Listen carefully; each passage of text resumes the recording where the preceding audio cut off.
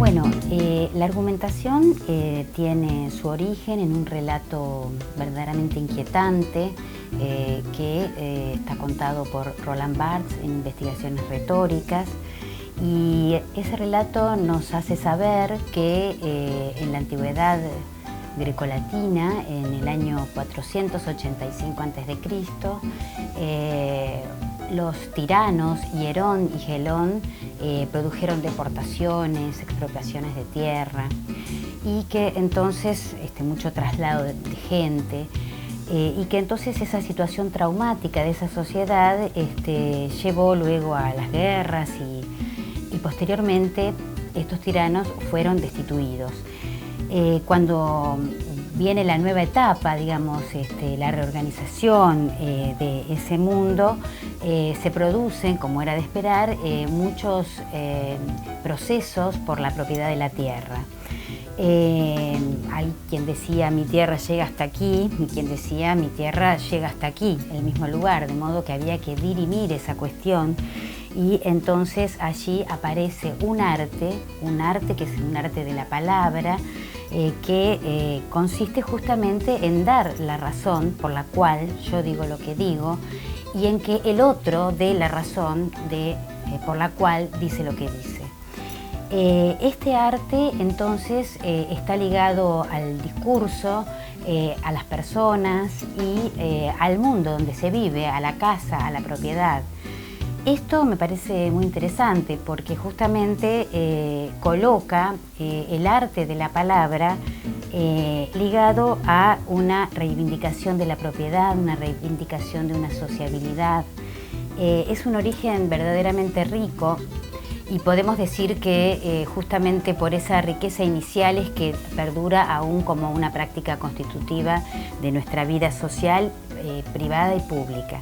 Obviamente, como esto sucedió en la antigüedad, hasta la actualidad podemos historizar la práctica y también podemos comprobar que a lo largo de los siglos, por lo menos en Occidente, esta práctica tuvo algunos momentos de esplendor, donde se confiaba mucho en este intercambio racional, argumentativo, y otras veces donde este mismo intercambio resultaba una suerte de discurso vacío, ¿no? Donde se trataba de un puro decir y un puro convencer al otro más allá de las razones. El objetivo, como sabemos, de la argumentación es persuadir, es convencer al otro.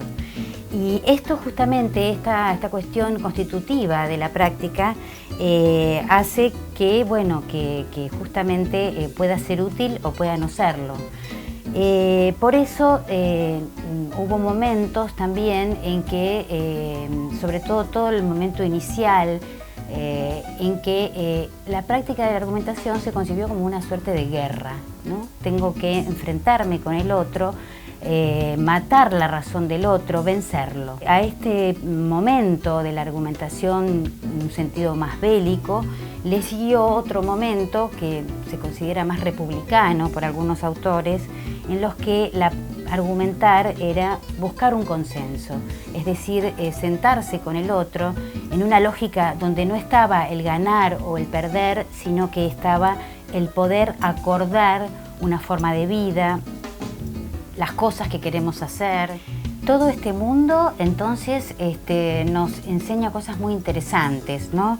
En principio nos refiere la confianza en el lenguaje articulado y en el orden de representación de las cosas. El lenguaje es nuestro gran instrumento, nuestra gran herramienta. No lo digo en un sentido lingüístico, ¿sí?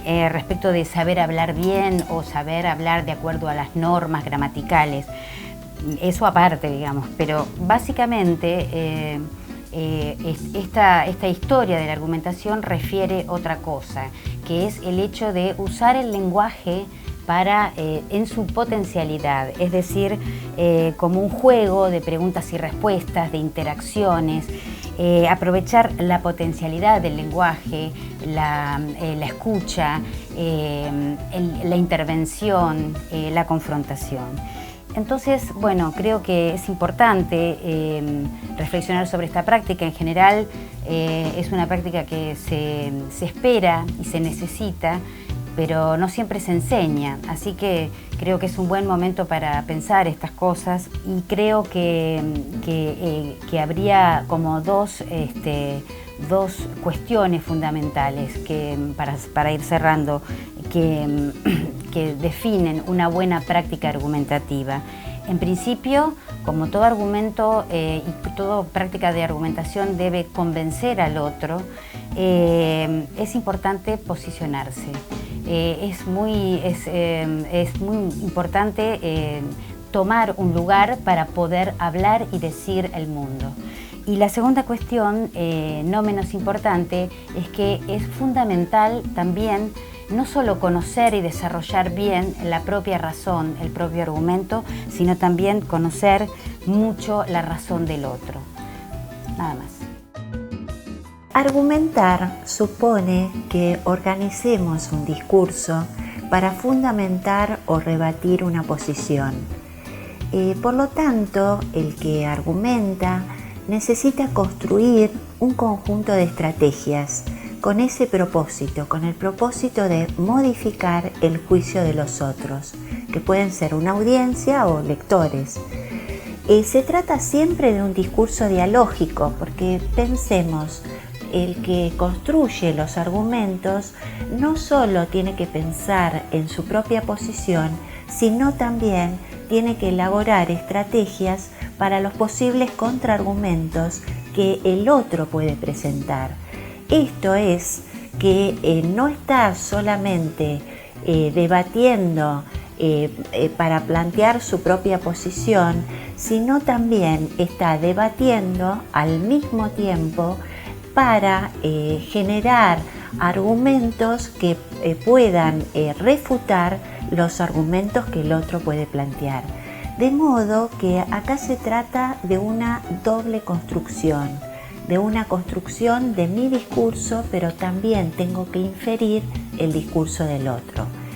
Existen diversas estrategias discursivas que puedo utilizar para argumentar y hay muchas clasificaciones, pero nosotros acá vamos a detenernos en una posible, que es aquella que me permite distinguir entre las estrategias que apelan a la razón y aquellas que apelan a la emotividad, a la subjetividad.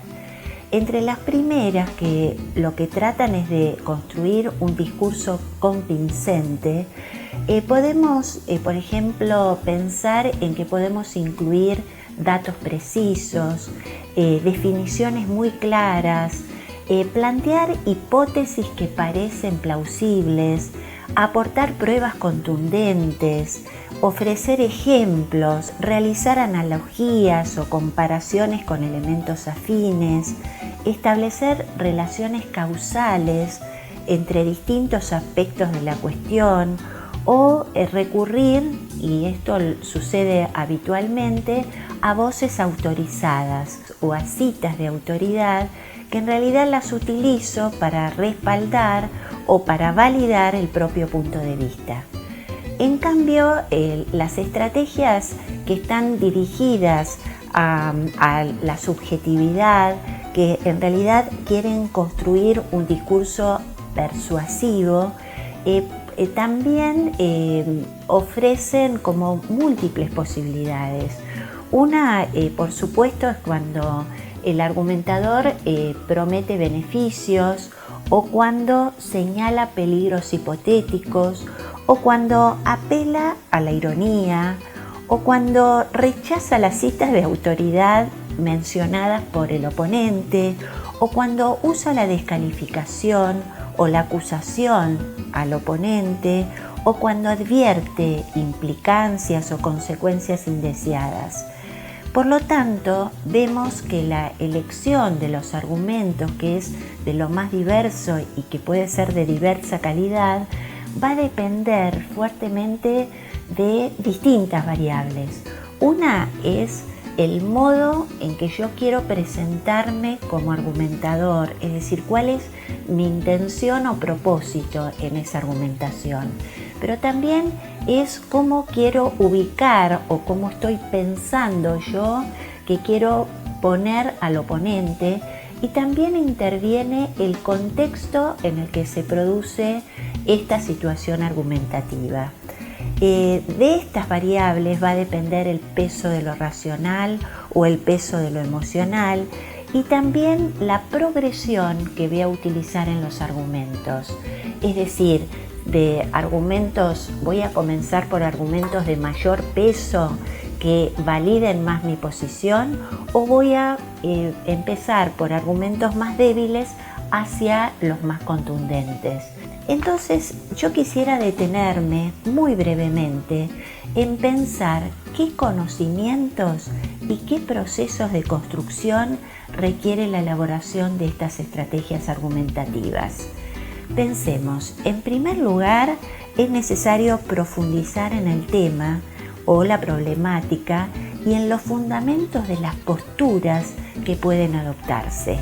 Es desde este marco interpretativo que yo puedo asumir una posición y construir los argumentos. En segundo lugar, me tengo que apropiar de la diversidad de estrategias discursivas y recursos lingüísticos, y esto se logra en la participación en múltiples situaciones donde se generen situaciones argumentativas. En tercer lugar, tengo que considerar el registro lingüístico que voy a usar en función de la situación más o menos formal que voy a enfrentar. En cuarto lugar, tengo que desentrañar la posición del otro sobre la problemática. Esto supone descubrir cuál es la lógica que mueve el argumento del otro, cuál es la posición que adopta frente a la situación, y tengo que entender o advertir sus intenciones. Y en quinto lugar, tengo que reconocer si esas estrategias tienen legitimidad o no. En consecuencia, argumentar exige una coordinación de distintos puntos de vista e involucra una descentración considerable, un trabajo de pensamiento, un trabajo de planificación, una actitud determinada frente a una situación comunicativa.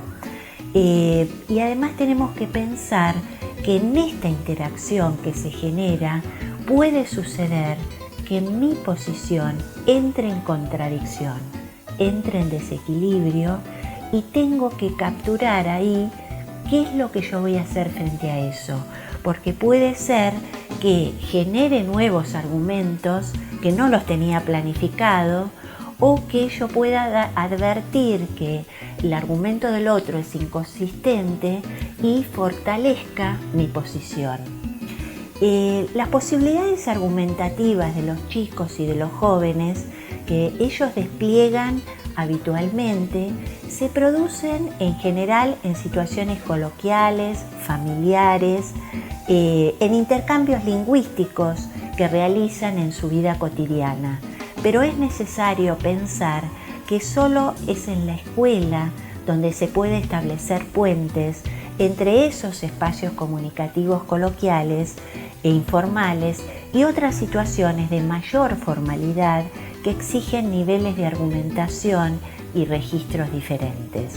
La argumentación, entonces, abre puertas porque nos permite a nosotros constituirnos no solo como estudiantes, es decir, como generadores e interpretantes de conocimientos, sino también y fundamentalmente como ciudadanos.